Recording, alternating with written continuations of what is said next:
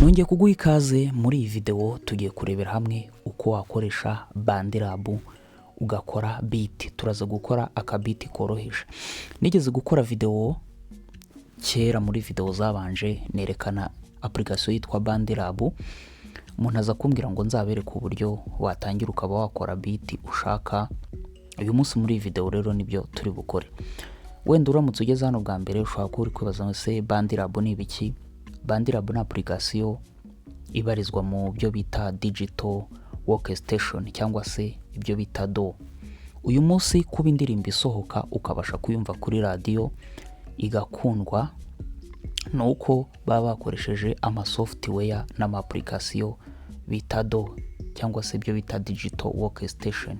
Bigufasha rero gutunganya amajwi, gucuranga indirimbo, guhanga indirimbo, ukaba wabihuza ugahuza amajwi yawe, ugacuranga ibikoresho bya muzika byose ukabitunganya ugasohora umuziki w'umwimerere. Ubwo rero aba producer bose bifashisha ibyo bita digital audio workstation. BandLab rero ni imwe muri application zikoreshwa, iba kuri telefoni no kuri computer, ariko ushobora kuyikoresha. Uzayikuraho rero, hano tugiye gukoresha telefoni.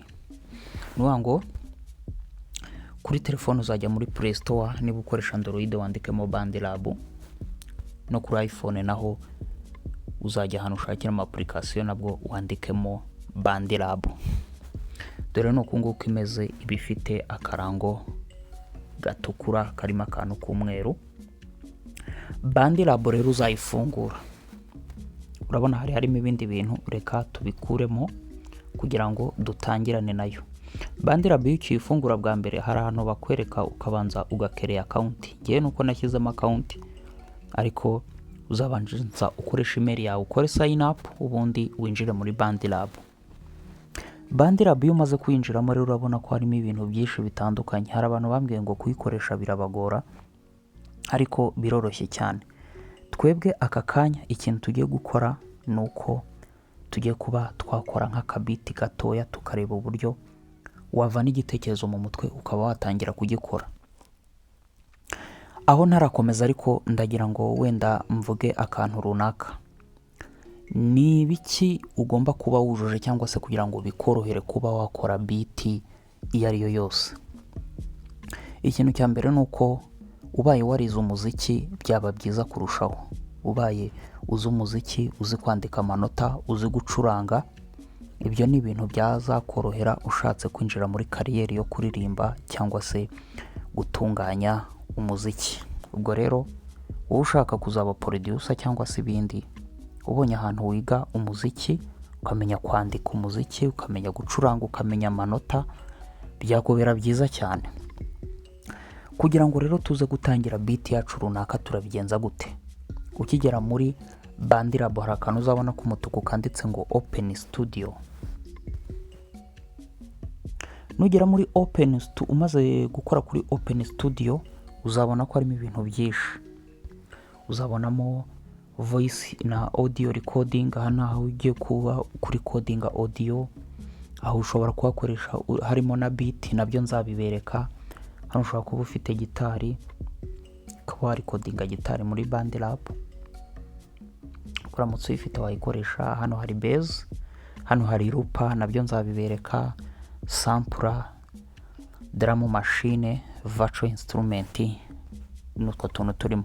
Twebwe rero kugira ngo tukwereke uko tugiye guhanga beat twifashishije BandLab, nta keyboard dufite telefone gusa. Turakora iki? Turajya muri virtual instrument.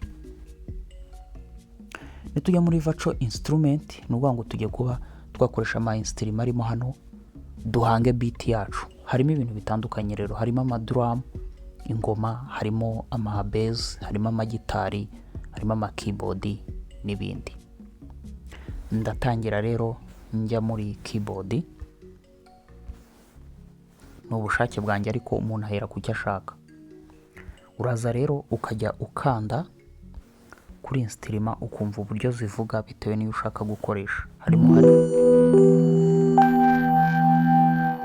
Harimo FM keys, electrical piano, burayiti piyano, akorudewo,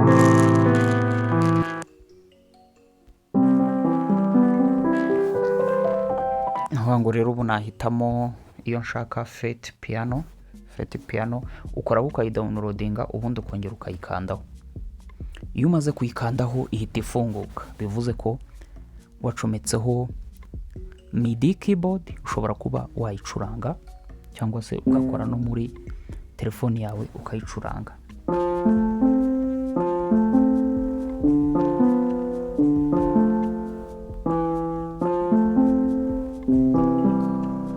Urabona ko rero ni ibintu byoroshye uramutse uzi umuziki. Mbere y'uko utangira biti rero hari ibintu ugomba gukora. Ni ibihe by'ingenzi? Uzaza ukore hano hejuru, hano hantu hari akantu ka setting. Numara gukora ku kantu ka setting, ngo indirimbo yose tugiye gukora igomba kuba ifite ibintu runaka, igomba kuba ifite tempo iri bugenderemo, ikagira na key cyangwa se ibyo bita urufunguzo. Tempo rero nk'ibyo twakita BPM, beat per minute. Indirimbo zigira amatempo atandukanye. Afrobeat ntabwo igira tempo imwe na drill cyangwa se trap cyangwa se hip hop zigira amatempo atandukanye cyangwa se BPM zitandukanye. Niyo mpamvu tugiye kuba twakora ka Afrobeat, turaza tu setting BPM nko muri 90 wenda na 5 gutyo. Iyo ushaka kongera rero uza hano muri plus, washaka kumanura ukajya hano muri kuramo. Turaza rero kujya muri kuramo, tumanuke tujye nko muri 95 wenda n'urugero. Twumva bigenda gahoro turongera. Hari ahandi rero hari key, project key. Nuvuga ngo buri project igomba kuba ifite key, buri ndirimbo yose igomba kuba ifite urufunguzo. Ariyo mpamvu navuze ngo bishobora kukubera byiza mu gihe uramutse uzi umuziki cyangwa se warize umuziki. Niyo mpamvu rero dukandamo, ndashaka ko indirimbo ngiye gukora ibiri muri key ya C major. Niyo nkunda gukoreramo. Iyo nakore muri C major nkorera muri F sharp, nayo njya nkunda kuyikoresha F sharp major, ariko uyu munsi reka nkoreshe C major. Hari ahandi handitse ngo time signature naho hashobora kugena beat ziri muri bare runaka. Rero nabyo ushobora kuba wabisetinga. Ngenda korera muri 4 nibyo nshaka, ariko nawe ushobora kubihindura. Hano hari ibindi hano hasi rero harimo quantize, hakazamo connect MIDI device. MIDI ni kwa kundi ucomekaho keyboard kuri computer yawe cyangwa kuri telefoni yawe. Telefoni yawe rero ufite ibikoresho nabwo wayicomekaho ukaba wayikora, ukajya uyicuranga bikumvikana muri BandLab. Aho rero niba tumaze kubisetinga turatangira noneho. Hano naho nta kindi kintu gihari uretse ko hano ushobora gushyiramo lyrics yawe. Nuvuga ngo BandLab yarabyoroheje, ushobora kwandikamo lyrics ukaba watangira ukaririmba umaze gukora beat yawe.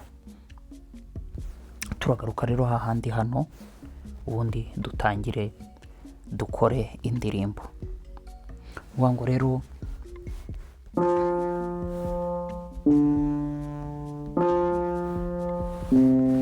ndatangiriza no makode.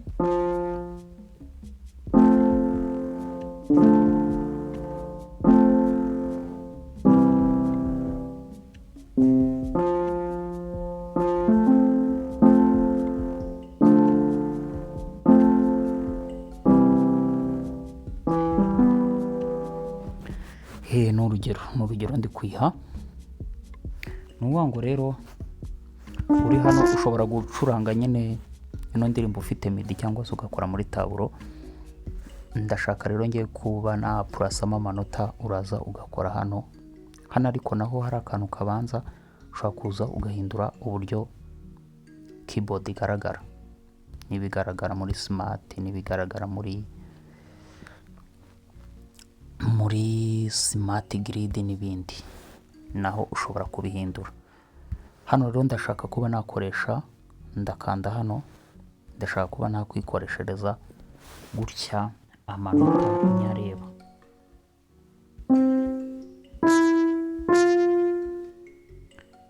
Ni ukuvuga ngo ndashyira inota muri F rero ndambure, katwumva uko rivuga, nongere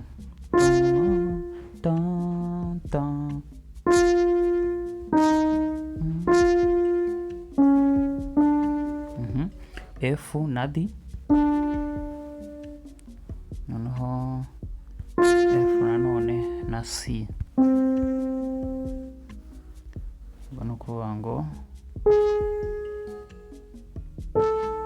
F major,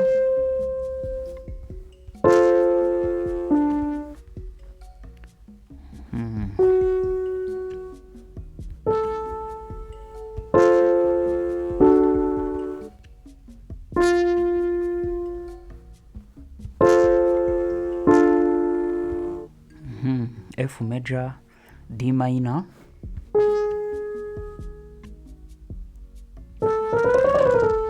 F major. Nyabanga ibyo byose ndi kuvuga ugomba kubanza kwiga amanota kugira ngo umenye ibyo bintu ndi kuvuga. Ibyo bita minor, major n'ibindi bitandukanye. Ayo nibyo bita ama chord progression umuntu ashobora guheraho.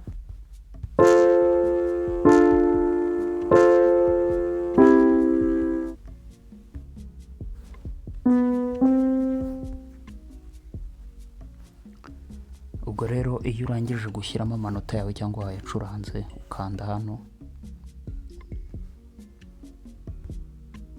gukanda hano urabona ko amanota yagiyemo.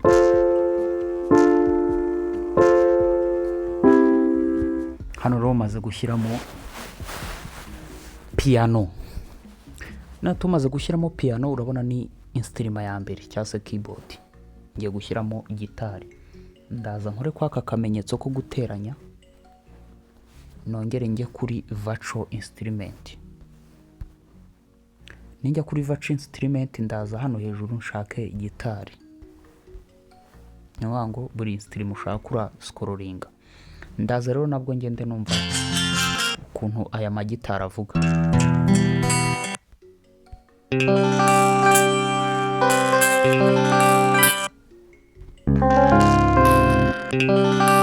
Niyo ngo nahisemo iyi yitwa clean guitar, ndakoraho ibe downloaded, nongere nkoreho bwa kabiri, ubundi subire hano. Rero ndashaka gukoresha aya manota nacuranze kuri iyi piano. Ndakoraho, nindangiza gukoraho njye kwa aka kantu kanditse copy, nimara gukopiya njya hano hasi ku iyi instrument, ninkoraho kano kantu kaba kajeho kavuga paste, ni ukuvuga ngo ni pastingemo. Ariko kubera ko ntashaka ko bivuga kimwe, ubundi gitari bakunda kuyicuranga mu buryo bwinshi.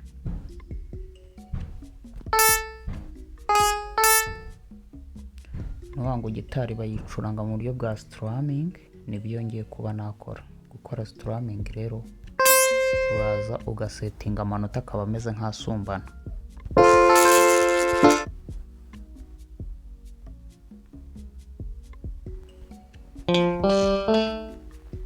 Ubwo rero nibyo turi burepete hano,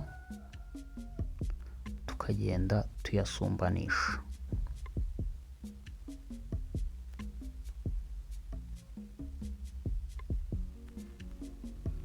Bitewe n'ibyo dushaka, mbibutsa ko uru rugero ari urugero ndi kubaha. Ubwo nawe ugomba kuzafata amasomo y'umuziki, ubundi ukajya ukora ibintu bimeze neza, kuko ntabwo ibintu bitangira ako kanya ngo ni ibintu ngo uzahita ukora nyine ngo bikugwirire, hoya. Ahubwo ni ibintu usaba kubanza kwiga neza. Urabona rero maze kuba na setinga, undi rero ndagaruka. Hano rero ushobora kuba washyizemo instrument ukumva ntivuga neza, ubigenza ute? Uraza ugakora hano, wenda ino piano ndumva nshaka kuyihindura, ndakoraho rero, ninkoraho nsubire hano nongere nkoreho, njye muri instrument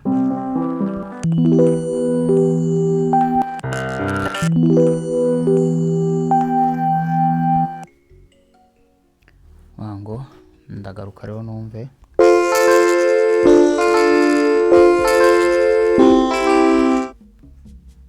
Ni gitari nshobora kuyihindura, numva nabwo ivuga nabi ndasubira hahandi n'ubundi.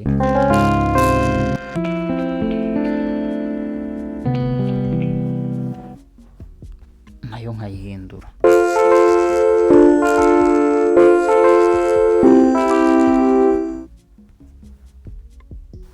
Hano rero iyo umaze kubishyiramo ushobora kugenda ushyiraho utuntu dutandukanye. Hano ni ukuvuga ngo ushobora no kumanura volume, ukagenda ugabanya amavolume y'ama instrument. Nabyo ni ibintu bikunda. Iyo birangiye rero urongera ugakoraho nanone kugira ngo wongere ugaruka. Hari igihe uyu urimo hano ukora ku kantu ugasanga projet wari ufite ivuyemo.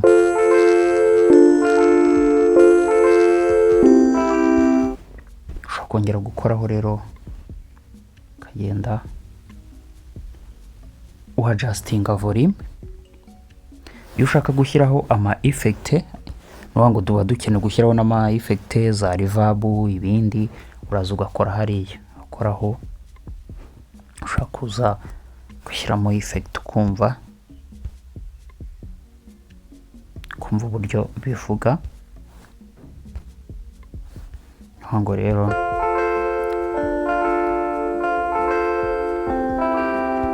ukajya no kuri gitari naho ugashyiraho akantu kaka effect.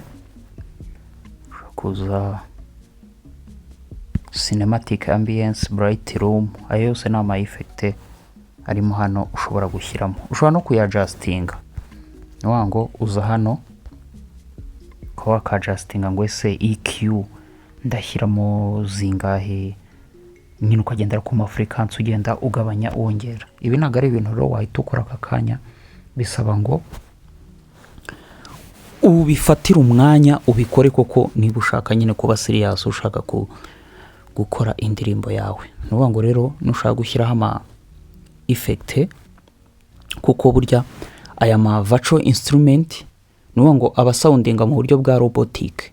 Niyo mpamvu rero dushyira ama effect, tugashyiraho ama reverb, tugashyiraho ama filter, kugira ngo havemo ibintu by'ama noise cyangwa se bireke gusoundinga nka robotic. Wumve nyine instrument yawe irasoundinga nkaho iri natural, nkaho ari umuntu wacuranze iyo piano, nkaho se ari umuntu wacuranze iyo gitari.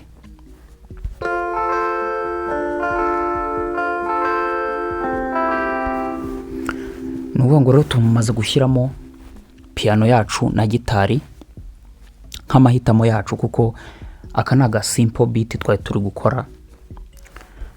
Tujye gushyiramo ingoma noneho. Uzasubira handi ku kamenyetso ko guteranya, ujya kuri virtual instrument, ugenda ushake za drum cyangwa se ama drums.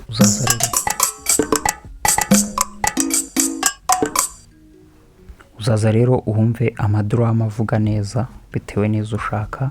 Reka nkoresha hano Afro Cubana percussion, ndayikoraho ni downloading, nongere nyikoreho. Nyaka kuyikoraho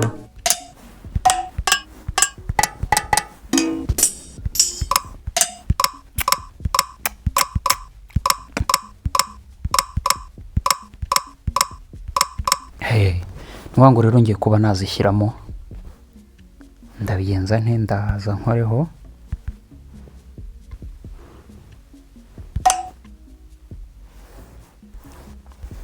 ndaza rero njye hano. Nuvuga ngo ushatse no kuri ushobora no guhita urikodinga gutya direct, nuko ubundi gukora screen record bitakunda, ariko ukanda hano, wakanda hano ugatangira ugakubita ingoma zawe.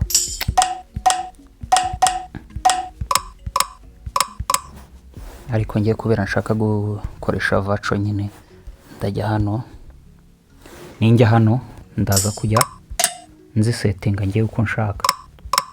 Nuvuga ngo ngiye gukora drum pattern ya afrobeat, ni ngo taruka kabiri kongera katwumve.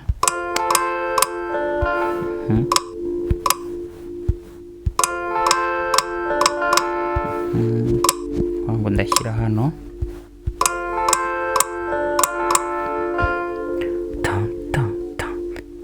none ngo nyine ushyiramo nka rim shot cyangwa se hi hat ku buryo bigenda nyine ngo ta ta ta ta ta. Iyo ni drum, ngo ama drums pattern bakoresha muri afrobeat. Rimwe kabiri, noneho nkahita ntaruka utuntu dutatu nkongera nkashyira hano katwumve.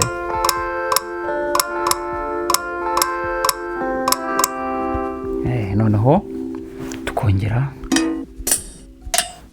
tukumva ko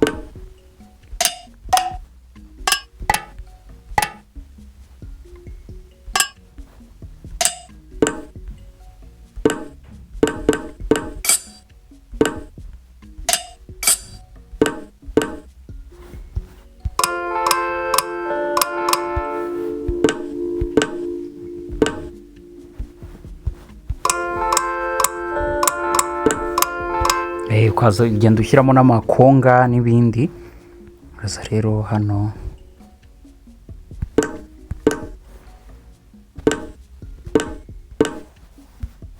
ugenda ushyiramo.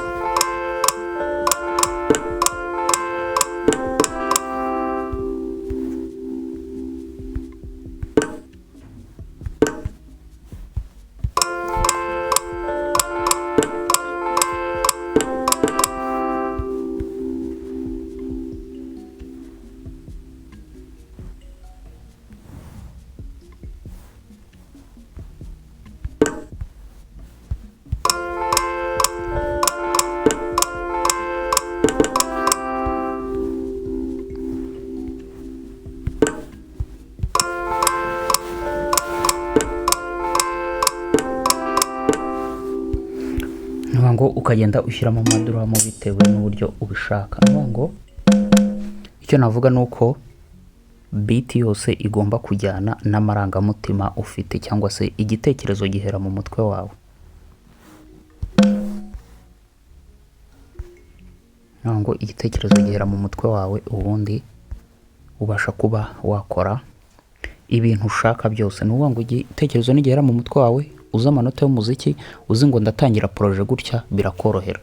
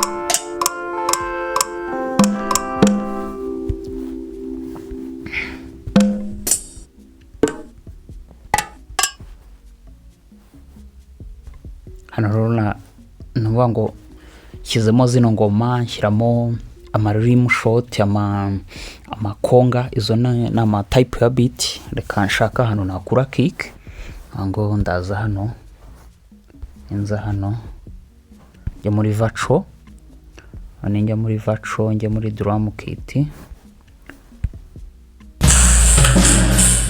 njya muri drum kit, ngende shake hano nakura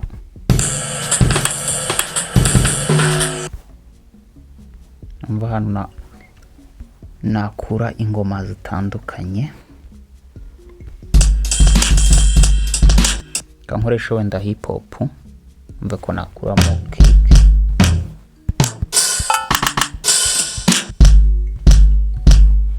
so ndakoresha iriya kick rero yo muri hip hop, nuwango ingoma ushobora kuzicanga byose ntaribi. Kick rero irajya ijya kuri buri nota rya mbere cyangwa se buri step ya mbere itangira buri bar, nuwango hano dutaruka utuntu dutatu ukaza ugashyiraho kick.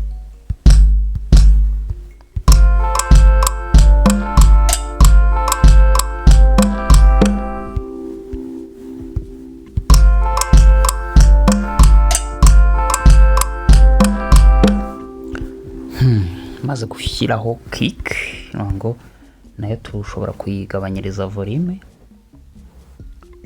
nkabyo nkuko twabibonye.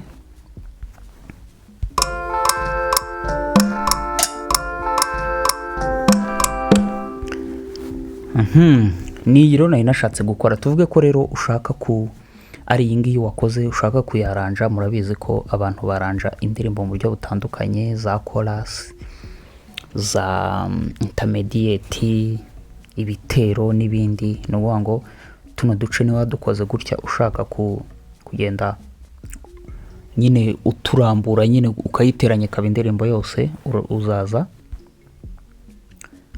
ukoremo cyane hano muri taburo uselect. Nuselecta uzakora kuri copy, uza hano hirya imbere ukore paste, ushyire hano, uze na hano imbere ukoreho, ukore paste, uze na hano hirya nabwo ukore paste, uze hano hirya ukore paste, uze hano nabwo ukore paste. Bitewe rero n'ubuhanga ufite uzagenda nyine waranja ibintu bitandukanye, cyangwa se ugende waranja ibintu bitewe nuko ubyifuza, bizabasha kuba byakorohera.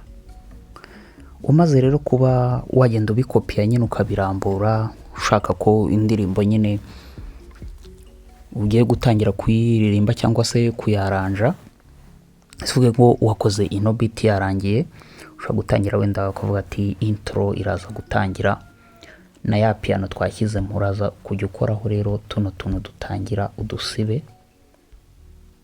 Bango wenda haratangira piano gusa, wenda dukuremo na zino ngoma, nuwango reka twumve nyine uburyo beat yacu iri butangire.